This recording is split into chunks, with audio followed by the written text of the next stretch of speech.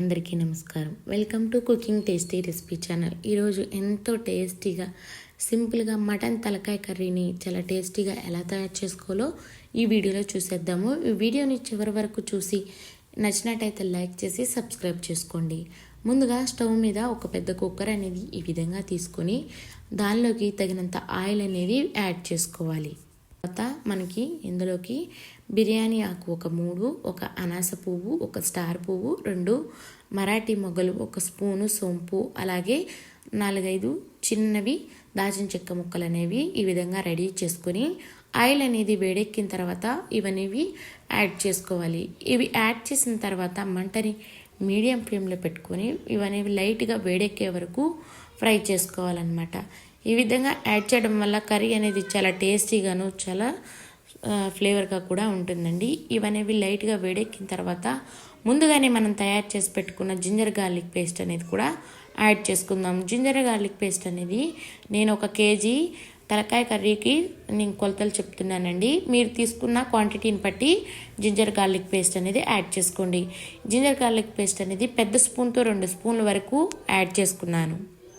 Ginger garlic paste అనేది add చేసి మంటని మీడియం ఫ్లేమ్లో ఉంచుకొని అది పచ్చివాసన పోయేంత వరకు ఒక 2 నిమిషాల వరకు ఈ విధంగా నూనెలో కలిపేలాగా తిప్పుకోవాలండి. అలాగే ఒక పెద్ద ఆనియన్ అనేది ఈ విధంగా పేస్ట్ అనేది తయారు చేసుకొని అది కూడా యాడ్ చేసి మంటని మీడియం ఫ్లేమ్లో ఉంచుకొని ఈ రెండింటిని లైట్గా కలర్ చేంజ్ అయ్యే వరకు అలాగే పచ్చి వాసన పోయి నూనె సపరేట్ అయ్యే వరకు ఫ్రై చేసుకుంటే కర్రీ అనేది టేస్టీగాను చాలా స్మెల్గా పర్ఫెక్ట్ అన్నీ ఉంటాయి అన్నమాట.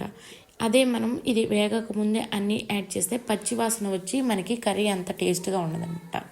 ఇప్పుడు అందులోకి 1 స్పూను పసుపు అలాగే 1/2 స్పూను మెంతి పసుపు అనేది కూడా యాడ్ చేసుకోవాలి.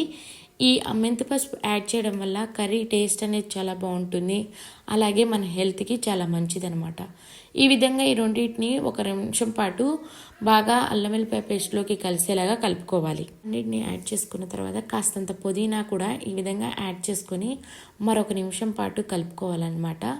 ఇలా పుదీనా అనేది కూడా పచ్చివాసన పోయే వరకు 1 నిమిషం ఫ్రై చేసుకోవాలి. అలాగే సన్నగా చీల్చి పెట్టుకున్న పచ్చిమిర్చి అనేవి ఒక 5-6 వరకు యాడ్ చేసుకుంటే సరిపోతుందండి.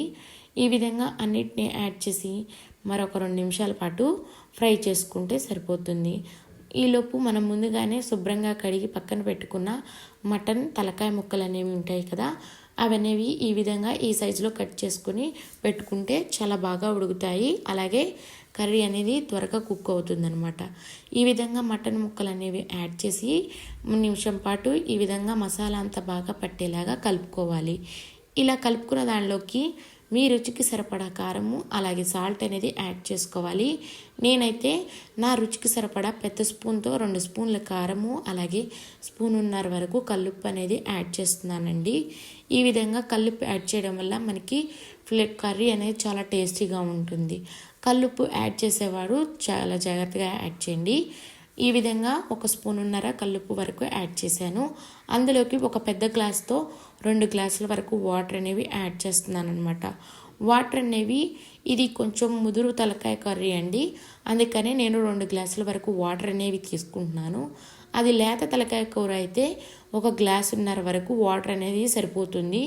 ఈ విధంగా వాటర్ అనేవి యాడ్ చేసి మనం విజిల్ ఒక మినిమం 8 వరకు వచ్చేలాగా ఉడికిస్తే కర్రీ అనేది చాలా పర్ఫెక్ట్గా ఉడుకుతుంది. అలాగే మనకి బోనుకున్న ఫ్లెష్ కూడా త్వరగా ఊడిపోతుంది అనమాట. తినేటప్పుడు చాలా టేస్టీగాను అలాగే చాలా బాగా కుక్ అవుతుంది. ఈ విధంగా మటన్ ముక్కలన్నిటిని ఒకసారి కర్రీలో బాగా కలిసేలాగా పెట్టుకొని ఒక 8 విజిల్లు రానిచ్చిన తర్వాత చూసారు కదా ఎంత బాగా కుక్ అయిపోయిందో. ఇలా కుక్ అయిన దానిలోకి మనకి మటన్ బ్రెయిన్ అనేది ఉంటుంది కదా, ఇన్ కేస్ మీ దగ్గర ఉన్నట్టయితే అది అనేది ఈ విధంగా ఉడికిన తర్వాత లాస్ట్లో యాడ్ చేయడం వల్ల దానికి ఎక్కువ టైం తీసుకోదండి ఉడకడానికి. జస్ట్ 5 మినిట్స్ అయితే మటన్ బ్రెయిన్ అనేది త్వరగా కుక్ అయిపోతుంది. ఈ విధంగా మటన్ బ్రెయిన్ అనేది యాడ్ చేయగానే ఒకసారిగా తిప్పకూడదండి. 1 నిమిషాల వరకు ఉడకనిచ్చిన తర్వాత మనం గరం మసాలా అనేది యాడ్ చేద్దాము. 2 స్పూన్ల ధనియాలు అనేది ఈ విధంగా వేయించుకొని అందులోకి కాస్తంత ఎల్లిపాయ యాడ్ చేసి మిక్సీ పట్టుకున్న పొడి అనేది యాడ్ చేసుకోవాలి. అలాగే 2 స్పూన్ల ధనియాల పొడి అనేది కూడా యాడ్ చేసుకోవాలన్నమాట. ఈ విధంగా యాడ్ చేసుకొని మరొకసారి కర్రీని కలుపుకుందామండి.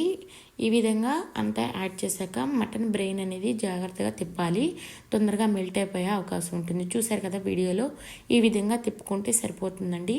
ఫైనల్గా కొత్తిమీర అనేది యాడ్ చేసి మరొక 2 నిమిషాల పాటు మూత పెట్టి ఉడకనిస్తే ఎంతో సింపుల్గాను టేస్టీగా మటన్ తలకాయ కూర అనేది ఈ విధంగా తయారు చేసుకోవచ్చు. మీకు మాత్రం ఈ వీడియో నచ్చినట్టయితే తప్పకుండా లైక్ చేసి సబ్స్క్రైబ్ చేసుకోండి. నా ఛానల్ నేమ్ వచ్చి కుకింగ్ టేస్టీ రెసిపీ ఛానల్ అండి. ఎంతో సింపుల్గాను టేస్టీగా సేమ్ మనం ఫంక్షన్లోనూ అకేషన్స్లో తిన్నట్టుగానే మటన్ తలకాయ కూర అనేది వస్తుందండి. మీరు కూడా తప్పకుండా ట్రై